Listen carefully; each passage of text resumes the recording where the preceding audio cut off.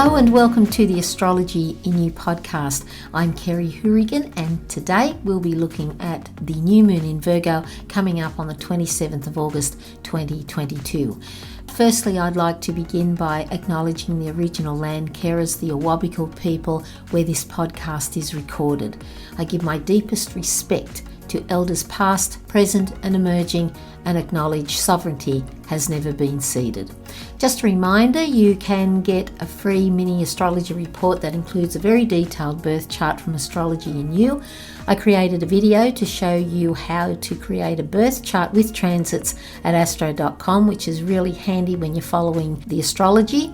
You can find the podcast on iTunes and any resources mentioned in the podcast. We'll have links in the show notes below, and if you receive the newsletter, you will have access to the new moon in Virgo through the houses.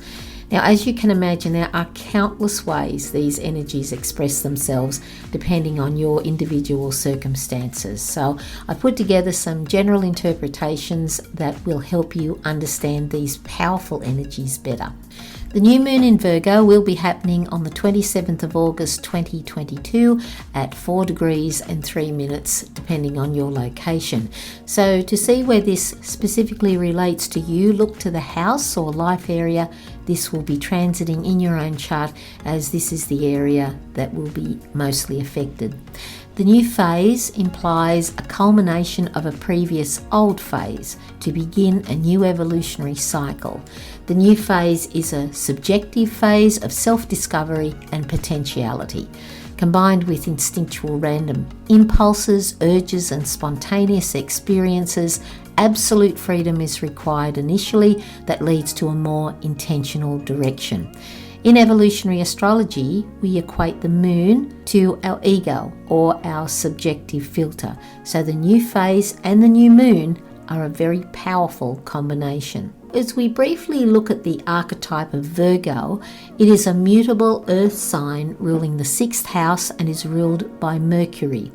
Virgo, being one of the earth signs, means we must participate in life. When we look at the earth signs, we have Capricorn and Saturn, its ruling planet, relate to structure of our reality and form with the principle of time and space. And we must take full responsibility for everything we do, otherwise others will dictate and define everything in our life, such as our health, finances and relationships. Taurus relates to our self-sufficiency and what is necessary for our survival. We need shelter, food, water and clothing, which are the basics, but also money in which to survive in our society. So briefly talk about half a dozen things that is associated with Virgo from an evolutionary astrology point of view. Let's begin with our concept of perfection. When looking at perfection, we must accept that there is imperfection. Imperfection comes from our own perception or society and what we are comparing ourselves to. The power of Virgo is about fine-tuning, adjusting, refining towards perfection, and we will always find something that needs improvement. It's a step-by-step process. Often we can feel we're not ready no matter how much we prepare and get focused on how much there is to do, and we become overwhelmed. We make unreasonable comparisons and we feel we're not good enough or worthless. This can be so damaging when all we have to do is make the necessary adjustments, no matter how small, to constantly improve. So imperfection just requires adjustment. The value and most important part is in the effort, as Jeffrey Wolf Green always said. Virgo is associated with discernment and discrimination as it analyzes what is useful to what is useless. And this applies to all areas of our life. Medically, Virgo rules the digestive system, continually sorting the valuable nutrients and minerals from our food, which sustain our bodies, and then discards the waste. If we want a healthy body, we must consider our overall health, our mental, emotional, physical and spiritual health. We must look at our thoughts, ideas, concepts and limiting beliefs. Cleanliness and hygiene also fall under the sign of Virgo. And just like the digestive system, keeping our bodies clean, discarding the toxic things in our life that produces clutter, including our toxic thinking. Virgo is connected to guilt. Guilt can be a good thing, as guilt gets us to reflect on what we are feeling guilty about. In the extreme, this can bring on a neurosis that can result in masochism or sadomasochism, which are also connected to Virgo. To explain this better, basically masochism equals my life is ruined and it's my fault. I deserve to be punished, I'm worthless, I'm no good, I must suffer and I don't know why. Sadomasochism equates to my life is ruined and it's your fault. It's a combination of guilt and anger. And this is so stressful and poisonous. These are the clues to examine these stressful and distorted thoughts. So if you are experiencing this, seek out the work of Byron Katie, who I always mention. And Katie has a process around 4 questions and the turnarounds that she offers for free. You can find numerous videos of her on YouTube, or you may need to engage a professional counsellor. So in saying that, this is also the path to healing. In Virgo, we learn humility. To become humble, it is through our own pain we can be of service to others and hence heal ourselves. We do our own analysing of the details and we can find it overwhelming as it can seem so big and there is so much to fix. Otherwise, we can slip into a neurosis and get caught up in the being busy, giving too much time to unimportant things and neglecting things that are important. So overall, it is important that we do incremental steps, adjusting, refining to continually improve. If you look in your own birth chart to see what house Virgo is in, this will be the life area where there is active focus on improvement. This is where we develop discernment, and there is a tendency for great stress, neurotic behaviour due to the feelings of guilt. Devotion is also connected to Virgo, so perhaps a devotion to nurture yourself in analysing the details of any stressful thinking or unhealthy aspects of your life to see where improvements can be made. When we combine the new moon in Virgo, it is essentially a new cycle to be aware of what you can practice the skill of discernment by adjusting and refining to continually make improvements. The new moon in Virgo is opposing Saturn in Aquarius. The opposition phase can be somewhat challenging as it requires finding the balance, and balance requires necessary adjustments.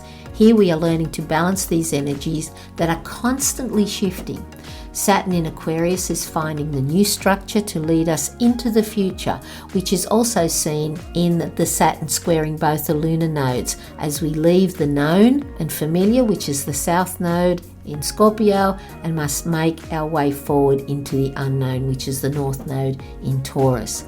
The new moon in Virgo combines the flexibility and freedom to adjust in the step-by-step process we will discover along the way.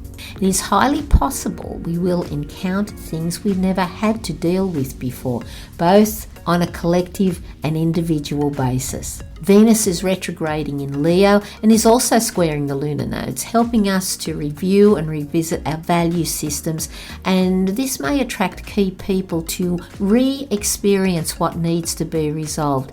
This may also require some creativity to do so. So we have 6 planets and the lunar nodes all retrograding. Saturn in Aquarius, as I mentioned, Neptune in Pisces, Jupiter and Chiron in Aries, Uranus in Taurus, Pluto in Capricorn, the South Node in Scorpio and North Node in Taurus. And all these retrograding planets, including the lunar nodes and Chiron, are being reviewed, relived, repeated to being fully restored to accelerate our evolution both collectively and individually. The phenomena of the retrograde motion initiates a natural resistance and rebellion against external pressures in many people. And many reach an individuation stage, as Carl Jung called it. Those that do will feel a great sense of relief and a desire to question the consensus. And this is why we're seeing so much unrest, protests, people not doing what the authorities are, telling and asking them to do. So with these 6 planets, I'll sum them up as best I can. This is just general interpretations again, but I'll do my best. So Saturn in Aquarius, finding new structures and forms that will take us into the future of equality and fairness. Neptune in Pisces, and Neptune rules Pisces, so it's about truth. So it's the dissolving and letting go of what is not truth to emerge into the unknown of the new cycle. Jupiter and Chiron in Aries. And how I saw this, there is an optimism to venture out of our comfort zones and have the courage for healing old wounds, which means we need to revisit our old wounds. Uranus in Taurus conjunct the North Node in Taurus is breaking away from old ways to release from the past for the new and innovative future that awaits us. We could see major shake-ups in various areas such as finance, politics and agriculture, including extreme weather events and disruptions to the food supply, which we're already experiencing. So we have Pluto in Capricorn, and Capricorn exposes current structures and systems that no longer align with value systems, and they are to be reviewed for transformational change. There will be no doubt that this will come with a degree of emotional intensity for the change to occur. Corruption, immoral and unethical behaviour of the rich and powerful will be continually exposed. And we're already seeing this in Australia with the actions and decisions that our ex-Prime Minister made in his government. And they're really coming under the microscope, so it's all in the news at the moment. The South Node in Scorpio and the North Node in Taurus retrograding. These are the lunar axis, and this is where we have come from the South Node in Scorpio and heading towards the North Node in Taurus. So these intense changes will be felt by those who want to hang on to the old ways. However, we will move forward. They will have to move with it eventually, and they will either adjust or they won't. And if they don't adjust to it, they're going to really struggle. This is why the new moon in Virgo is so significant to being adaptable to change as all these different energies are playing out. The thing to remember, we can perceive a crisis as a problem or an obstacle that we challenge, that we cannot get through, or we can't work out how we're going to overcome it, or we can view it as a valuable opportunity to practice the discernment, the discrimination, to make those adjustments and to fine-tune, always refining for continual improvement. So how are we going to nurture ourselves in the new moon in Virgo? Well, as I said, medically, Virgo rules the digestive system, the pancreas and the small intestine. Here's some suggestions for the new moon in Virgo. Start a meditation practice to nurture and relax the mind. Check out the work of Byron Katie to deal with the stressful thoughts and how you can free yourself of suffering. Practice the skill of discernment for improvements in your life. Discard what no longer serves you. Take steps to improve your health and well-being and nurture your body. Just a reminder before I go, there is a link to a financial literacy course from my dear sweet friend Susan Hart. So I got together with Sue and we looked at the concept of money and how it relates to the different astrological signs. So if you're not the master of your money, you will be the slave to it. And Susan shows you how to deal with that. So that's just in the link below. That's all for now. Thank you for listening. Take good care of yourself. God bless, and I'll see you next time. Bye-bye.